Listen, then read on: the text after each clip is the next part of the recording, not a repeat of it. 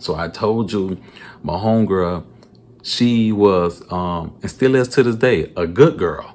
Everybody know her. Her heart big. Your money ain't good around her. She go bless everybody that come around. When she winning, everybody winning. You know, I ain't gotta call no names, but some of these so-called chicks that's on IG that's from Miami, they used to be up under her wing. When they needed a place to sleep or food to eat or a ride or a car or anything, or they family needed help, they'll come to my homegirl. When she was winning, everybody was winning. You know what I'm saying? And, you know, to this day, you know, she don't get her flowers like she deserved to. But those who know, when you was down bad, she ain't like that. She made sure you was good. You know what I'm saying? So I'm giving her flowers without even saying her name.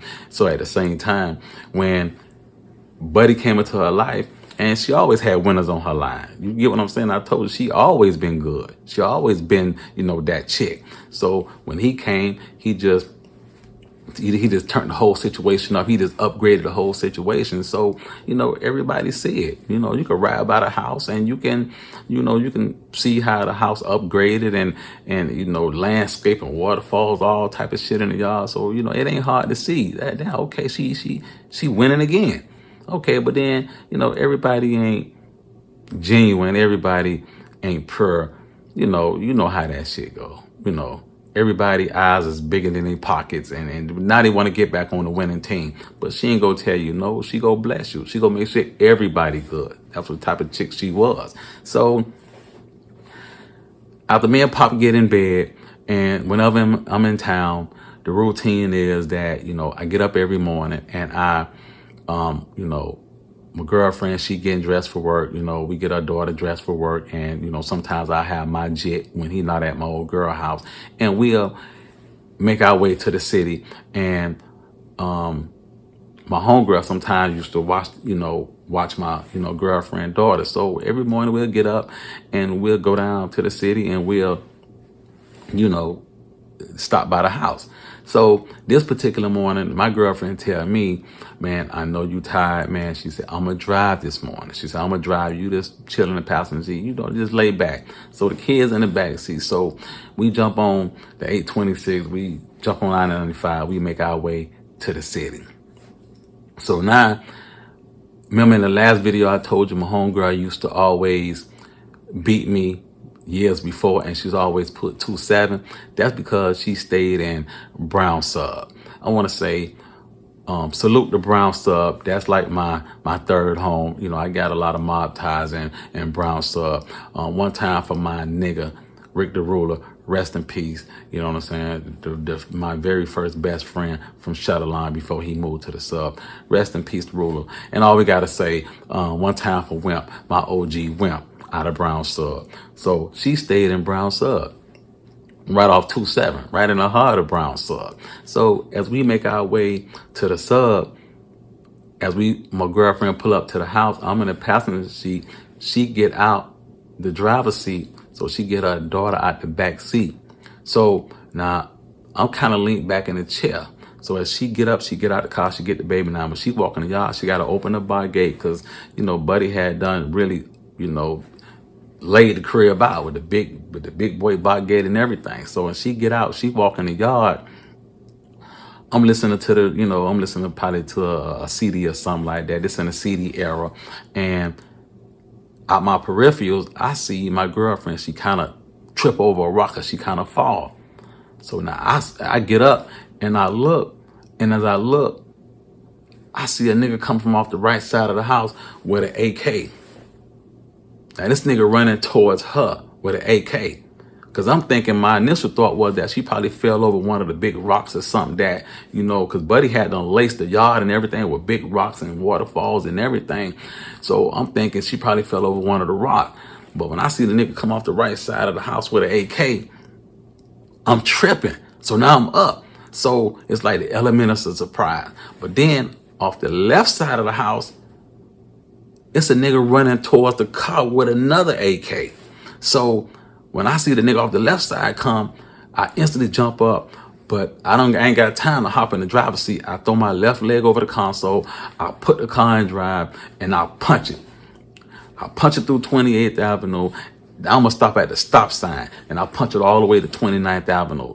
But I see the nigga from the left side who came off the left side of the house. He running in the middle of the street, but he can't let off because it's early in the morning. He can't let off. So as I punch it through 28th and 29th Avenue, I get to 46th Street and I go behind this church somewhere on the other side of the graveyard in the sub. I park in the back of the church.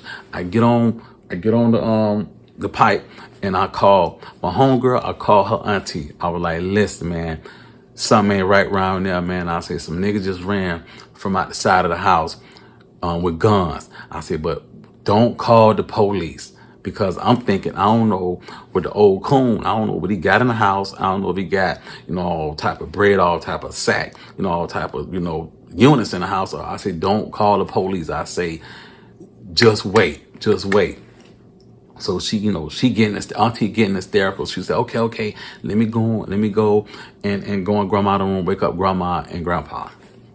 Okay, so now after maybe 5 minutes, my girlfriend called me. She was like, babe, where you at? Babe, where you at? I'm like, I'm behind like this church on the other side of the graveyard. She was like, man, goddamn, babe, you did the right thing. I'm glad you punched it. She was like, man, don't you know, man, a nigga came off the side of the house, with an AK. I was like, yeah, I seen it. She said, you seen the other nigga come from on the other side of the house? I was like, yeah.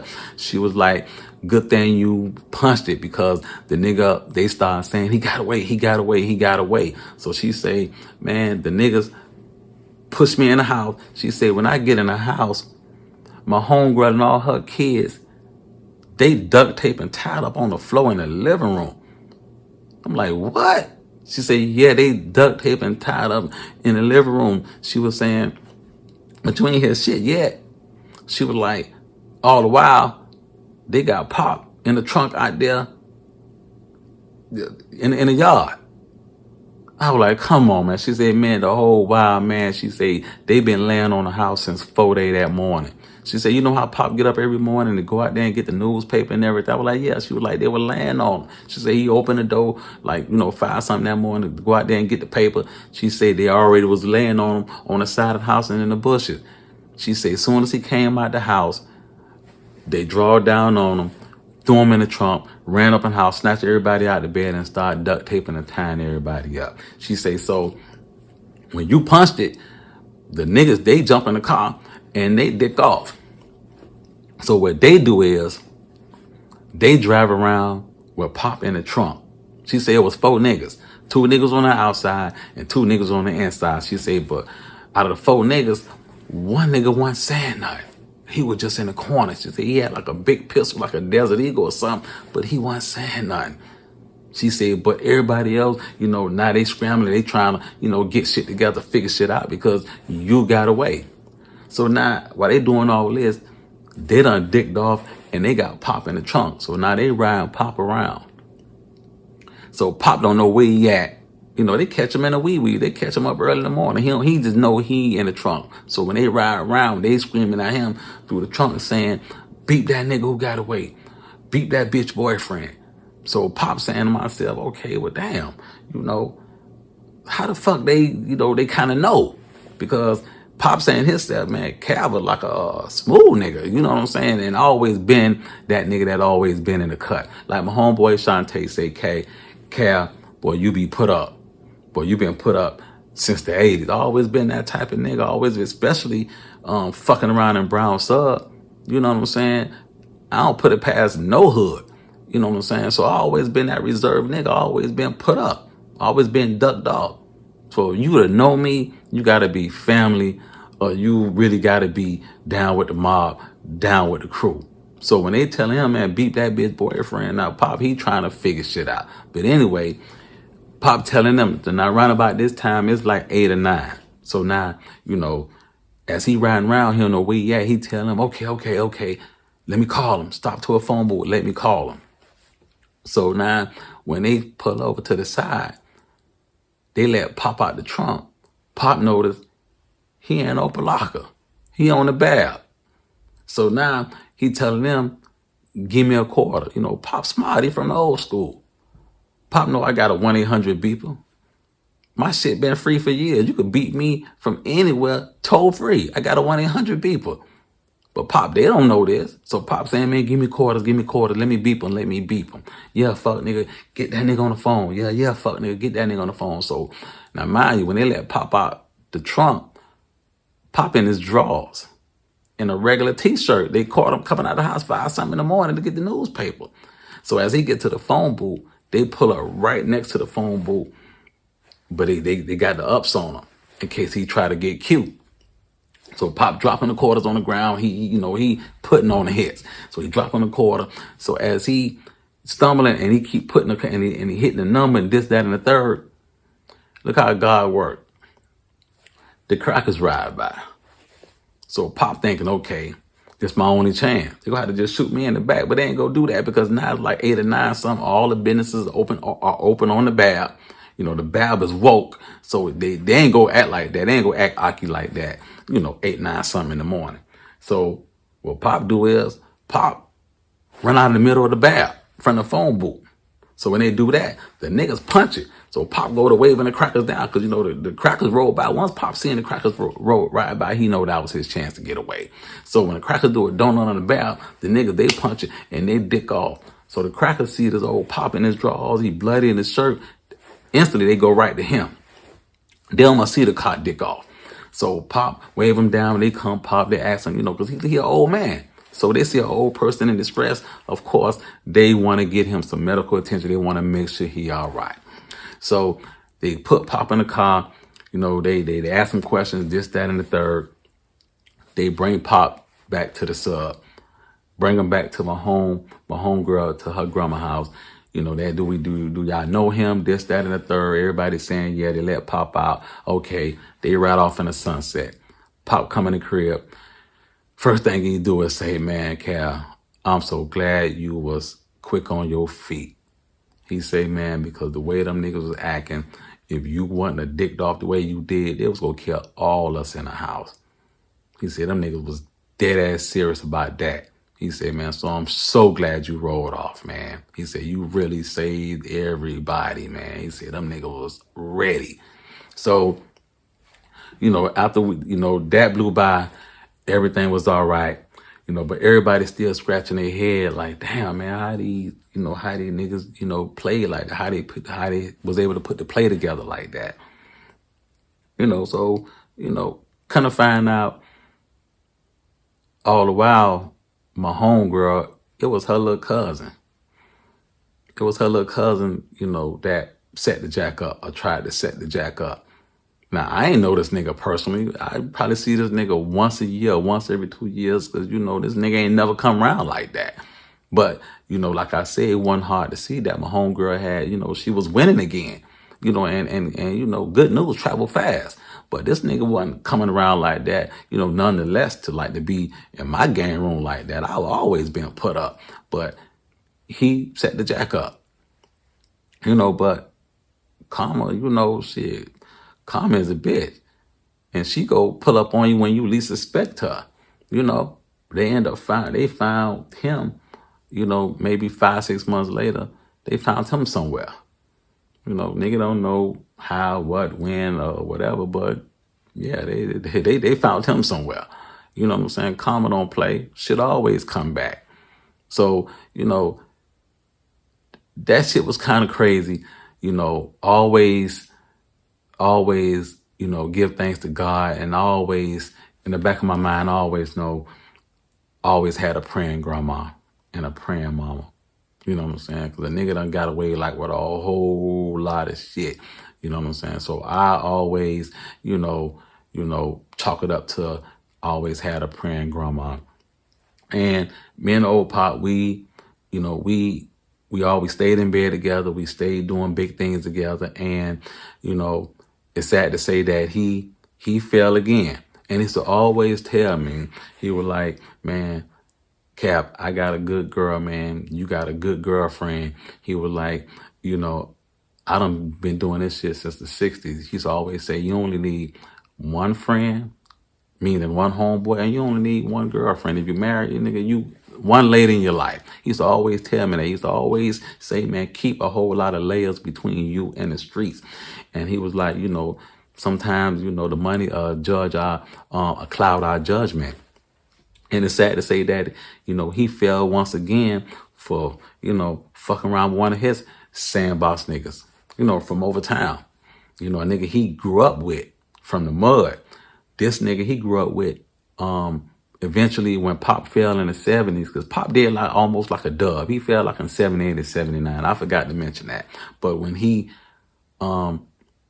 fell, everybody else kind of fell to the wayside because, he the one put everybody in a position. Well, anyway, his sandbox nigga, this nigga ended up moving to like Naples or Immokalee or somewhere up the road. So, when Pop come home and, he get in bed with me and get in bed with somebody else, he back good now. And naturally, everybody want to come around. But, see, he been going damn near dub. So, he see his friends fucked up. And his friend know a little something, but his friend kind of fucked up. Pop got a good heart. He gonna put him in position. And that's what he do. He put his childhood friend in position somewhere up in Immokalee. Now, his friend is an old Pop too. And he fucking off in the projects in Immokalee. I'm thinking of the projects that EJ grew up in. Pop sliding with like this little Eda, this little young bitch out of the projects in Immokalee. Put on the road, she do her thing, she come to the crib, she grab. Because around about this time, my Pop, he kind of really backsliding with the mud, with the H-Town. That shit popping up there in Naples and Immokalee and Fort Myers. It been popping for years. So he put his friend in position. The friend fucking this young Eda out the projects in Immokalee. She ripping the road up. This hoe get bammed on Alligator Alley. She ain't solid. She step up to the mic. Instantly. Take the crackers back to Immokalee. They bam the Pop. Pop, he want to go in the studio too. He want to make a duet. He want to make a hit. He step up to the mic. And he bring the crackers all the way back to Miami and jam my Pop up. And I always think back, my old coons always tell me, nah, you only need one friend and you only need one girlfriend. But he's always tell me on the back end, but sometimes the money clouds your judgment. So after he did that dub, no thanks to his homeboy and that bitch who got popped on Alligator Alley, he fell again. But before he fell, he made them crackers work for their money.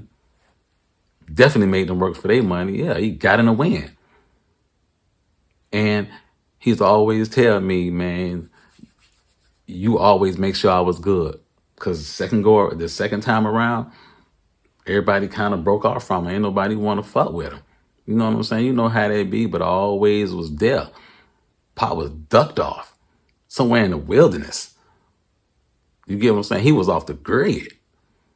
He used to have to get on a four-wheeler just to get good reception where he was at. He used to have to drive like 2 miles from where he was at just to get good cell reception. And I kept Pop good. That's my friend, man. I kept him good with food, with paying the cell bill who was in somebody else's name. But he was off the grid for like 2-3 years until, eventually, the marshals and everybody, they caught up with him.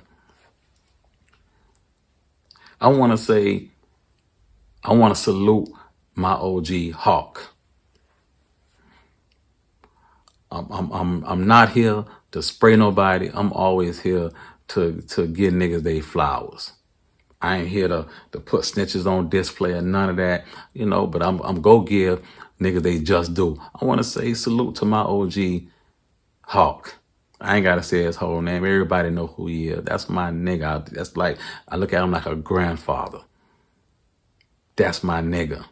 Solid. A lot of these black businesses that's floating around in the city, it's because of him. A lot of these niggas who kids came up in the game, who grandkids came up in the game, it's because of him. The first nigga to go out there and build a house in Rolling Oaks. Facts. New Frontier Liquor Store on 57 and 22nd. I was his back in the days. Facts. My nigga. Solid. From USP Atlanta all the way to Coleman to every other Fed camp around the country. His name ring bells. Face card good. I want to say one time for Hawk, my guy. Doing well, free man, living a good life. He's up in age. I don't get it. I don't see him that often, but whenever I do come to the crib, I check on him. Dementia kind of kicking in, the Alzheimer's kind of kicking in, but every now and then he'll ask my kids, how Kevin doing? He's still in New York? You know, the Alzheimer's kicking in. He thinking back to the 90s. And they'll just say, yeah, Uncle, he doing good. Solid, my guy. I got so much love for Hawk. And those who know. So I want to say, man, I hope y'all enjoyed this spiel, man. I appreciate how y'all be commenting and let me know y'all be want to hear this good shit, man. I want to say one time for all my people out of Shutterlawn, man. All my comrades out of Shutterlawn, man. Off 2nd Avenue, man. One time for all my Zoes out of Little Haiti, man. All my Zoes from out of Sabre Pond, man. One time for the Zoe Pound. One time for all the Miami boys that definitely been running shit up since the late 70s and maybe up until now, man. One time for the Miami boys, man. It's nothing like being a Miami boy. I definitely hope y'all keep supporting the movement, man. Y'all keep telling me y'all like what I'm doing. I appreciate all the comments. I do reply, man. I love the motivation that y'all give me, man. You know what I'm saying? Every day I get up and I think about, okay, what chapter I'm gonna pull from my life to go ahead and bring to y'all. So thank you for fucking with me, man. 2nd Ave Cav, man. I'm definitely stamped in these streets. My run definitely solidifies that, man. Heavy lace, man. We got the whole thing going.